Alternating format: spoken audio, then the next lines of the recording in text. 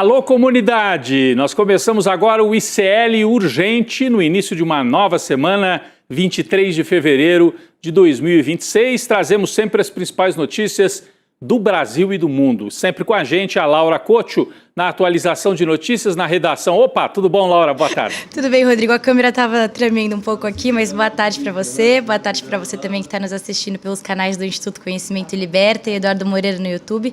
E, claro, também pelos nossos canais parceiros. Aproveita que você está aqui, comenta aqui no canal de onde você está assistindo o ICL Urgente, deixa seu like e se inscreve também. Vamos lá, Rodrigo. É isso, porque a Laura está dentro da redação, passa a gente. Acho que às vezes alguém esbarra na câmera, né, Laura? Mas não foi bem assim. Deu tudo certo, a Laura estava atenta e está atenta aqui com as notícias. Boa tarde para você que mora nesse país em que o filho do ex-presidente e atual presidiário, Jair Bolsonaro, que se diz amigo do homem mais poderoso do mundo, amigo do Donald Trump, amigo da família do Trump. Pois é, esse filho aí do Jair não consegue impor respeito nem entre os aliados da direita brasileira, da extrema-direita brasileira. Todo mundo odeia o Dudu Bolsonaro. É o que dá a impressão quando a gente lê o que aconteceu nas últimas horas. O fim de semana foi de estocadas em Eduardo Bolsonaro. E que partiram de quem? Do PT? Da esquerda? Não. Partiram da própria extrema-direita, da turma que teoricamente é aliada do Eduardo Bolsonaro. Daqui a pouco nós vamos trazer informações sobre isso e nós vamos começar com uma outra notícia também relacionada à extrema-direita que vai armando seus palanques Brasil afora. Vamos lá. Bom, é o fim do barraco em Santa Catarina? Parece. Ou pode ser só mais um capítulo dessa disputa lá em Santa Catarina. Carlos Bolsonaro, Carluxo, e Caroline de Toni, deputada eleita pelo PL, serão os nomes do Partido Liberal para disputar o Senado em Santa Catarina, o que é uma reviravolta. É uma reviravolta. Como você sabe, a gente acompanha esse caso aqui. Santa Catarina tem 3 nomes da direita para 2 vagas. Os 3 nomes são Carluxo, que nem é catarinense, é vereador no Rio, a Carol de Toni e o veterano Esperidião Amin. Essa foto, aliás, ele está bem mais velho do que isso aqui, mas é uma foto antiga. Esperidião Amin. São 3 para 2 vagas. E o que vinha se desenhando até agora é que seriam Carluxo e Esperidião, os candidatos da direita, por causa de um acordo local. A Caroline de Toni, tinha sido espirrada da chapa. Mas houve uma reviravolta nos bastidores. A confirmação veio em uma fala do governador Jorginho Melo, presidente do PL catarinense. A decisão agora é rifar o senador Esperidião Amin, que pertence a um outro partido, Progressistas. E ele é um dos caciques da política catarinense há 4 ou 5 décadas. A Laura Cotcho tem outras informações sobre essa disputa, né, Laura, pelas 2 vagas ali no Senado de Santa Catarina. Rodrigo, parece que a pressão da Carol de Toni deu certo e em poucos dias a deputada federal conseguiu mudar completamente a trajetória política dela. Porque até ontem a de Toni era candidata do Partido Novo para o Senado de Santa Catarina e hoje a deputada tem o nome confirmado pelo próprio governador do estado, Jorginho Melo, e volta aí a briga pelas vagas pelo Partido Liberal no Senado.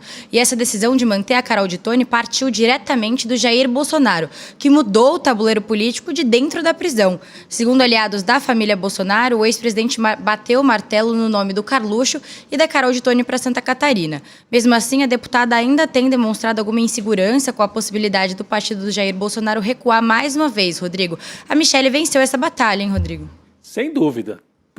Parece ter o dedo da Michelle Bolsonaro nesta pressão. Você falou, a Carol de Toni já estava cotada para ser candidata ao Senado, mas pelo Partido Novo, porque ela ia sair do PL, já tinha até anunciado, e ia se candidatar pelo Novo, dividindo a direita lá em Santa Catarina. Agora é o Esperidião que vai ser rifado?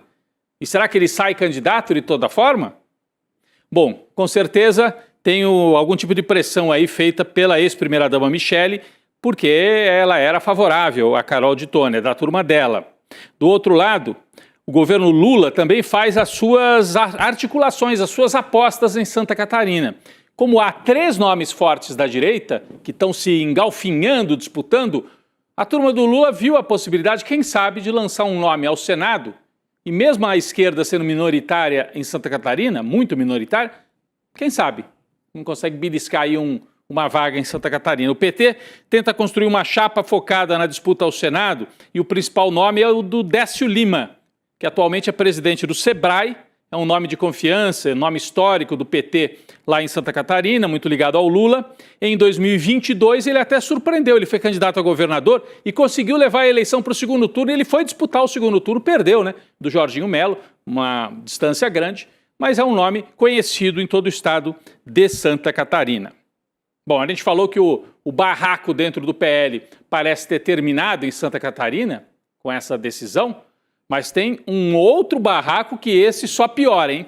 E aí sim eu entro no tema que é a nossa manchete, né? Foi até a minha manchete aqui de abertura.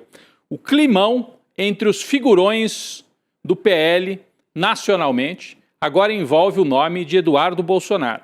Os personagens principais dessa briga, vamos lá, são Nicolas Ferreira, Eduardo Bolsonaro e a ex-primeira-dama Michele. No fim de semana, isso tudo ficou evidente por várias postagens. Bom, tudo começou quando o Nicolas, que é deputado lá por Minas, anunciou uma manifestação no dia 1º de março com o lema "Fora Lula, fora Moraes, fora Toffoli". Só que parlamentares do PL de São Paulo começaram a divulgar o protesto com um outro slogan, pedindo anistia para os presos do 8 de janeiro. E deixando de lado essa história de fora Lula e principalmente fora Toffoli, né? Esses deputados chegaram a criar até mesmo um grupo de WhatsApp para organizar o ato na Avenida Paulista por fora da organização que vinha do Nicolas Ferreira, né? Esvaziando a liderança do Nicolas. Pelo menos essa era a tentativa, e a Laura tem outros detalhes desta guerra aí dentro da direita, Laura. Rodrigo, e o Nicolas Ferreira teria ficado bravo com todo esse movimento dos parlamentares que, além de ofuscarem a liderança dele, estão evitando ataques ao ministro Dias Toffoli, seguindo aí uma orientação do Flávio Bolsonaro. Os deputados ainda criticaram o Nicolas Ferreira por ter esquecido dessa pauta da anistia. Mas a briga não parou por aí, Rodrigo. A discussão piorou no fim de semana, quando o Eduardo Bolsonaro entrou toda essa briga aí. Em entrevista ao SBT News, o Eduardo afirmou que o apoio do Nicolas à pré-campanha do Flávio é insuficiente. O filho 03 ainda colocou na conta da madrasta a ex-primeira-dama Michele Bolsonaro. Ele disse que o Nicolas e a Michele estão jogando o mesmo jogo e que eles parecem estar com amnésia, Rodrigo. E o entorno do Jair Bolsonaro acredita, por seu lado, que a tentativa do Nicolas de se deslocar aí do ex-presidente e privilegiar o próprio engajamento e crescimento político, e por isso ele teria se aproveitado do noticiário para pedir fora Toffoli e não falar sobre o Flávio Bolsonaro, Rodrigo. É isso. Então tem uma cobrança muito clara do Eduardo e do Flávio na linha de: Michele, você não faz campanha para o Flávio. Nicolas, você não faz campanha para o Flávio. Você não segue a linha central da campanha, né? E o Nicolas claramente está tentando cavar um espaço próprio pensando em 2030. Ele não quer ficar visto como um pau-mandado apenas da família Bolsonaro. A troca de farpas entre eles foi piorando. Depois desse ataque na entrevista, né, o ataque foi feito na entrevista do Eduardo Bolsonaro, o Nicolas respondeu. Ele disse que o filho de Jair Bolsonaro não está bem. Insinuou que ele tem alguma questão aí psicológica, psíquica. Vamos conferir um trecho da fala de Nicolas Ferreira atacando o Eduardo Bolsonaro. Vamos lá. Eu discordo que eu tenha amnésia e que a Michele tenha amnésia. Eu me lembro muito bem de todos os anos que eu fui atacado injustamente. E diante das situações, né, que estão acontecendo, nós temos o pai dele preso, sofrendo dificuldades de saúde. Você tem as pessoas do dia 8 presas e precisando da derrubada do veto da dosimetria. Você tem o STF envolvido em diversos escândalos. Você tem o Lula literalmente fazendo de tudo para poder destruir esse país, e a prioridade é nos atacar. Então isso diz muito mais sobre ele do que a mim. Então eu acho que o Eduardo não está bem. Então eu acho que o Eduardo não está bem. E ele respondeu mesmo, falou: não, eu não estou com amnésia. Né, dando a entender que o Eduardo é que não lembra de como ele esteve ao lado do Jair. Né? O Nicolas também defendeu a Michele e pediu que o Eduardo respeite a primeira-dama, a antiga, né, primeira-dama, e deixe Michele viver o calvário dela. O calvário significa ter que ir lá, né, levar a marmita, né, para o Jair Bolsonaro na Papudinha. E acontece que isso não terminou no Nicolas, hein? A própria Michele resolveu responder, dar uma estocada no Eduardo Bolsonaro. Olha só, Laura, a vida ali entre a madrasta e os filhos não está muito simples. Laura, traz pra gente. O clima tá complicado, né, Rodrigo? Olha só, a ex-primeira-dama publicou uma foto no Instagram cozinhando rodelas de banana numa frigideira que serviria de marmita para o marido Jair Bolsonaro, que tá preso na Papudinha. E no post que a gente tá vendo aí na tela, a Michele escreveu o seguinte: ele ama banana frita, se referindo aí ao Jair Bolsonaro. Só que aliados do Eduardo interpretaram essa publicação como um deboche, já que o filho do ex-presidente é pejorativamente chamado de bananinha. Mas calma que a briga não parou por aí, Rodrigo. Depois disso, o Eduardo repostou um tweet no X de um seguidor que dizia o seguinte: continuem fritando banana enquanto o Flávio e o Eduardo estão trabalhando duro para resgatar o país. Tenso, né, Rodrigo?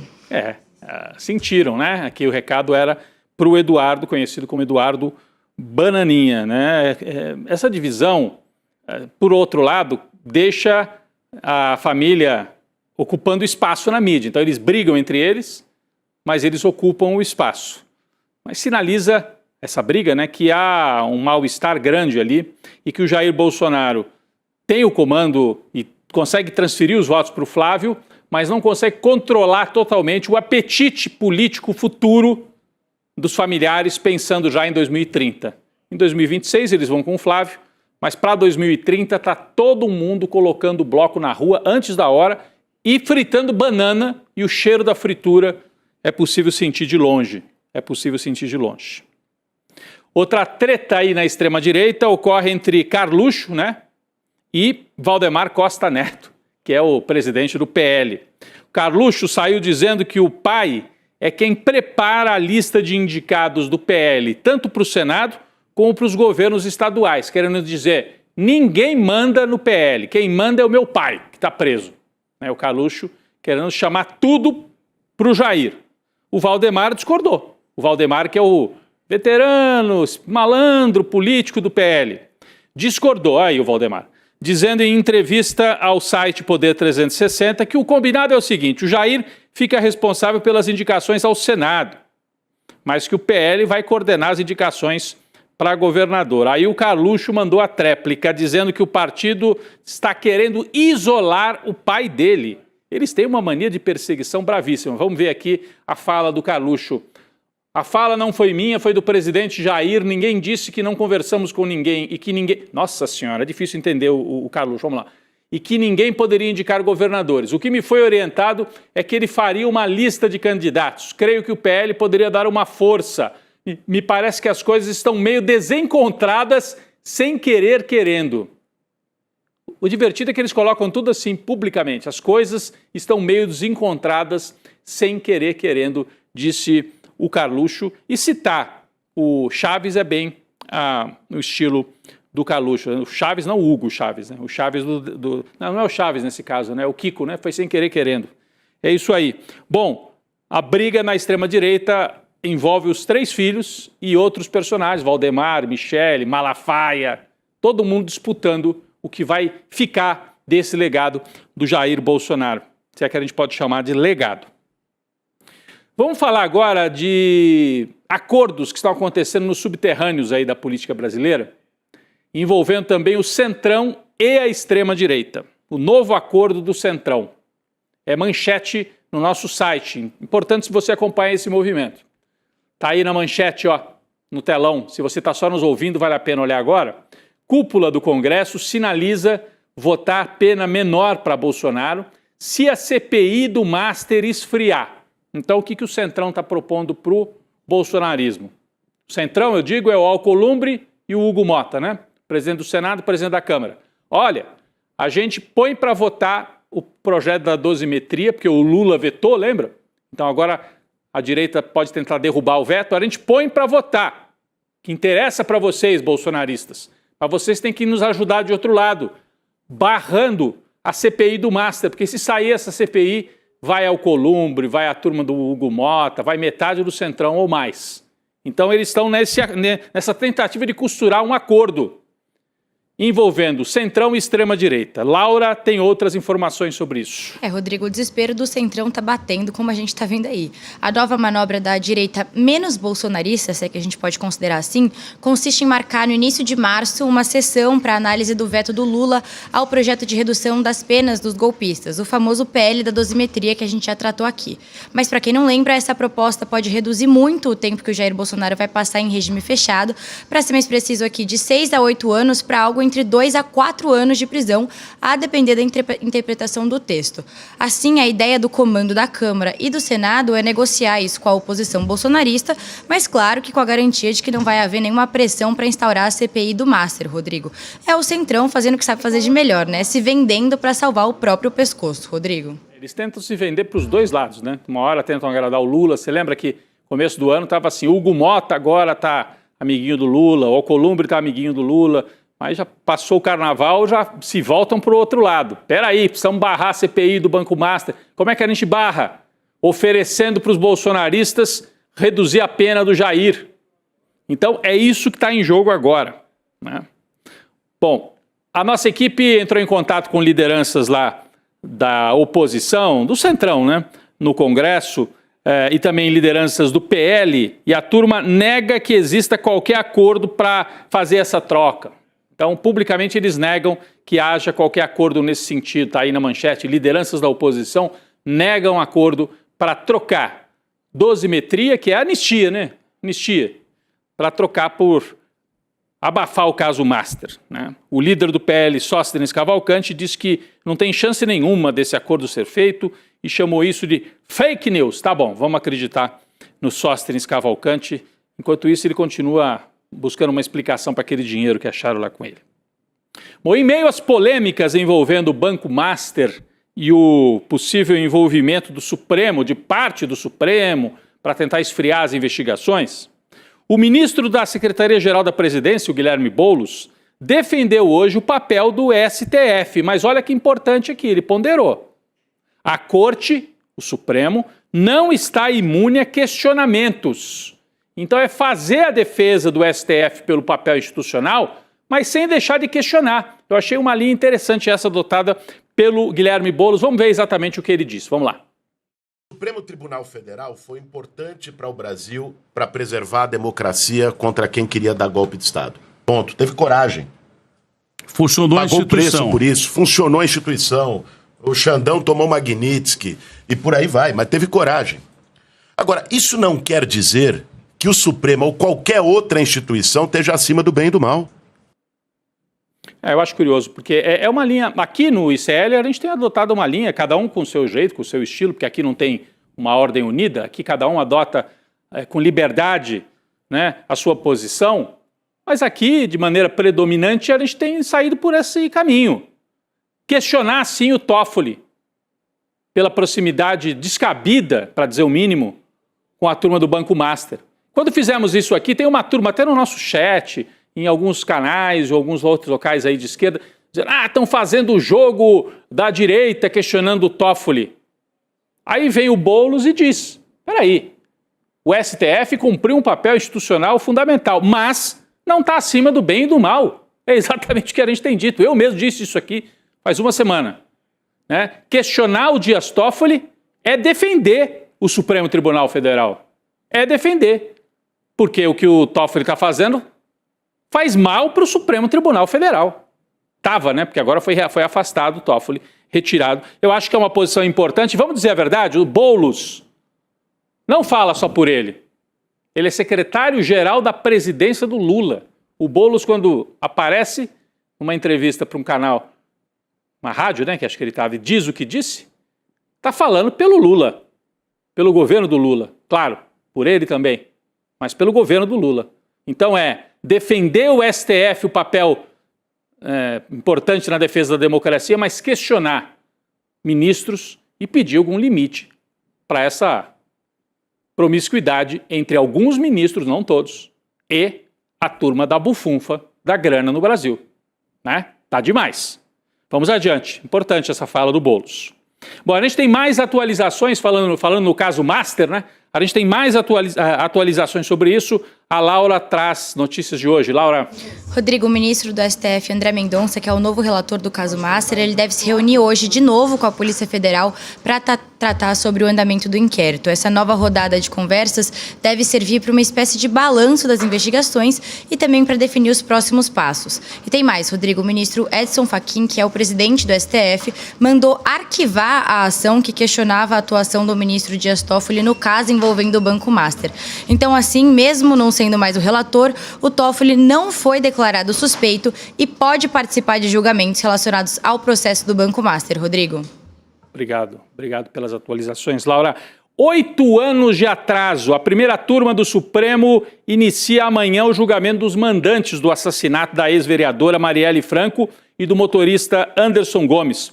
O crime aconteceu no dia 14 de março de 2018. O relator é o ministro Alexandre de Moraes. Vamos relembrar quem são os réus? Os irmãos Brazão, Domingos Brazão, que era conselheiro do Tribunal de Contas do Rio, e Chiquinho Brazão, que foi deputado federal. Além deles, o delegado Rivaldo Barbosa, está aqui na tela, aqui no centro, ó, no começo aparecia como um investigador importante, depois se revelou um protetor dos irmãos Brazão. O Ronald Paulo de Alves, que é um ex-policial militar, que teria atuado para impedir ou atrapalhar as investigações e monitorado também os passos da Marielle, e o Robson Calixto Fonseca, que está último aqui do lado, denunciado pela acusação de ter fornecido a arma do crime. Os 5 estão presos preventivamente, todos eles negam as acusações.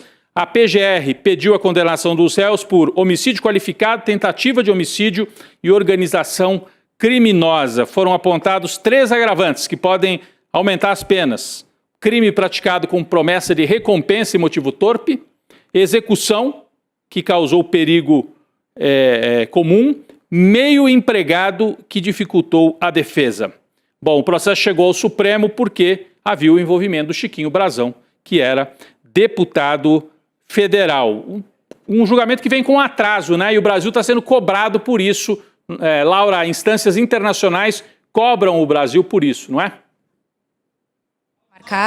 Especialistas da ONU pediram hoje justiça e reparação para todas as vítimas do que eles classificaram como persistente racismo sistêmico, da discriminação estrutural e da violência no Brasil. No documento da ONU, os representantes da organização afirmaram o seguinte, abre aspas, ao chegarmos a esta etapa tão esperada do processo judicial, é vital que a equidade e a transparência sejam mantidas e que a justiça plena prevaleça. O julgamento representa não apenas o capítulo final da luta por justiça para Marielle Franco e Gomes, mas também um marco importante no combate à impunidade estrutural do racismo, da discriminação interseccional e da violência contra defensores dos direitos humanos, mulheres, pessoas afrodescendentes e LGBTQIA+, no Brasil. O relatório ainda afirma, Rodrigo, que o fato de ter levado 8 anos para chegar a essa fase final do processo judicial é por si só chocante. E é mesmo, Rodrigo, né? É revoltante isso.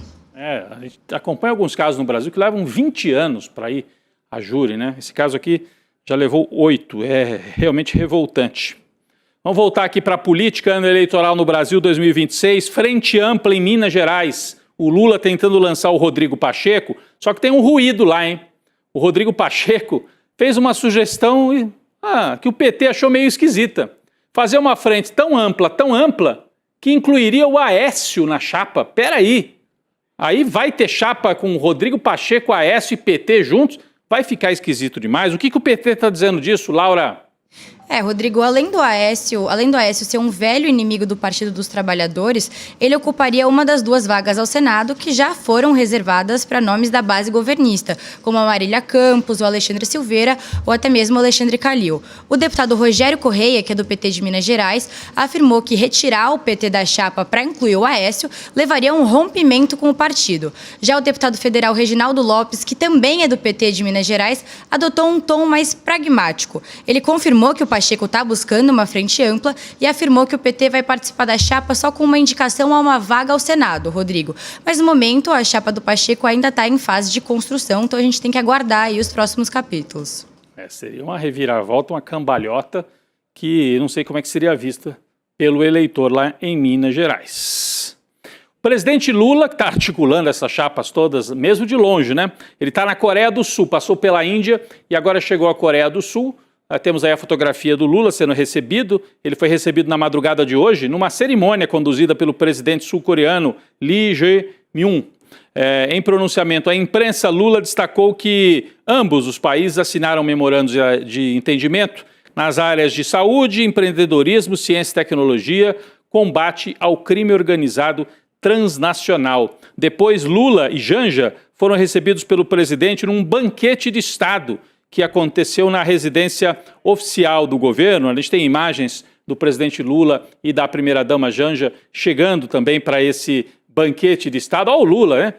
Eu achei curiosa a roupa, né? O Lula aí de chapéu e a Janja também com um traje coreano, né? Sul-coreano. Né? Foi muito elogiada pela primeira-dama da Coreia do Sul. E nas redes sociais, o presidente da Coreia do Sul postou um vídeo feito com inteligência artificial em que ele abraça o Lula. O vídeo começa com os dois como se fossem meninos e depois os dois adultos. Agora, olha, como se fossem os dois garotos, né? Jovens garotos. Está aí a fotografia no telão. Esse vídeo rodou muito, tanto na Coreia do Sul quanto aqui no Brasil. Eu achei uma forma curiosa de tentar mostrar a proximidade entre os dois países. Então, registro o Lula completando esse giro pela Índia e pela Coreia do Sul e a Janja usando os trajes sul-coreanos. Bom, vamos voltar aqui para a América Latina. Pessoal, vocês acompanharam o que aconteceu no México esse fim de semana? México em chamas. Uma onda de violência no país levou à morte de 25 membros da Guarda Nacional, segundo o próprio governo. O que aconteceu? A morte de Nemésio Rubén Oseguera, conhecido como El Mencho, líder de um dos principais cartéis do México, criminoso mais procurado do país. Ele foi morto pela polícia e, na sequência, o cartel tocou o terror nas principais cidades mexicanas. Eu vi cenas de incêndio, estrada, caminhão pegando fogo, comércio interrompido. Olha aí, ó. E não é só na estrada, não. Nas grandes cidades também. Então, uma espécie de terrorismo como resposta do cartel ao ataque que vitimou seu principal líder. Pelo menos 9 estados do México estão vivendo esse pandemônio. Há registros de veículos incendiados e o México permanece em estado de alerta, com as escolas fechadas e muitos voos cancelados. A presidenta do México, Cláudia Sheinbaum, pediu calma à população. Isso me lembra lá alguns anos atrás, quando houve o ataque do PCC, mas daí foi em São Paulo. Aqui no México está espalhado por boa parte do país, o que mostra o tamanho do crime organizado lá também no México, um grande desafio para o país. É o segundo país, a segunda economia latino-americana, logo atrás do Brasil. Laura, obrigado pela parceria mais uma vez nesse dia 23 de fevereiro, aqui atualizando as notícias ao vivo. Valeu, Rodrigo. Até amanhã. Até amanhã, um beijo para a Laura. E você, eu deixo aqui o convite mais uma vez, uma inovação tecnológica e educacional do ICL, para você melhorar a sua performance aí nos debates. Como é que você vai fazer isso? Se inscrevendo em iclurgente.com.br para ter acesso a uma ferramenta chamada Oráculo ICL, que vai pegar todo o conteúdo do ICL, dos cursos, as aulas, a pós-graduação, tudo que está lá os documentários que estão lá na plataforma do ICL, e você vai ter uma ferramenta que te permite acessar, olha, tal assunto me interessou, o que tem no ICL sobre isso? E aí a ferramenta traz para você um resumo, para você ter argumentos com autoria de especialistas, não é coisa chutada que você não sabe de onde veio. Então, uma ferramenta chamada Oráculo ICL. Você se inscreve em iclurgente.com.br e aí no dia 26, essa semana agora, na próxima quinta-feira, às 8 horas da noite, o Eduardo Moreira apresenta para você a ferramenta Oráculo ICL. Está aí o convite, o ICL Urgente fica por aqui, daqui a pouco vem o N2 com mais informações e mais análise. Até mais! Visualiza aqui a situação. Você está no encontro da família, você está na mesa do bar com os amigos da escola ou da faculdade e de repente surge um daqueles temas polêmicos. E aí você está lá do outro lado, a tia do Zap, o cara da extrema direita, não sei o quê, e começa a argumentar do lado dele, você puxa os seus argumentos, a discussão começa a elevar ali o tom, a temperatura, e você precisa de uma grande cartada para inquestionavelmente ganhar aquela discussão. Pois é, o ICL criou uma ferramenta que vai te dar esse superpoder.